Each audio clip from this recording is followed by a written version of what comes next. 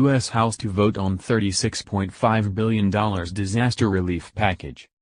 Washington, Reuters. The U.S. House of Representatives is expected on Thursday to approve $36.5 billion in emergency relief for hurricane-hit areas such as Florida, Texas, Puerto Rico and the U.S. Virgin Islands, as well as California, struck by devastating wildfires. Included in the bill is $18.7 billion for the Federal Emergency Management Agency's Disaster Relief Fund. Of that, $4.9 billion is earmarked for loans to local governments to ensure that the cash-strapped U.S. territory of Puerto Rico can keep government programs operating beyond October 31. Other funds in the legislation include $576.5 million to be directed to the federal government's wildfire control efforts. Some $16 billion would go to the National Flood Insurance Program to help it cover claims after reaching its borrowing limit. Once passed by the Republican-led House, the Senate, also controlled by Republicans, is expected to take up the relief package later this month after it returns from a week-long recess. Leaders of both major parties have applauded the bill.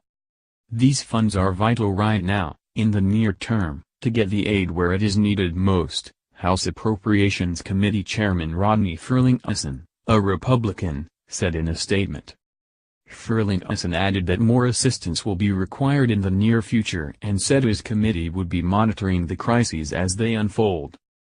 Democratic Representative Nydia Velázquez of New York, which has a large Puerto Rican community, said the relief package was just the start of federal aid to Puerto Rico, where large portions of the island remain without electricity or running water 3 weeks after Hurricane Maria made landfall.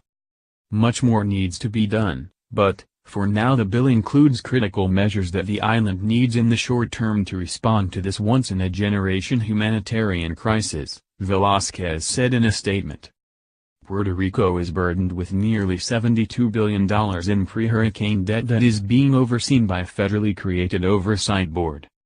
Velázquez said the funds earmarked for loans to local governments would assist Puerto Rico's liquidity crisis and that steps must be taken to ensure that creditors are unable to access funds meant for disaster relief.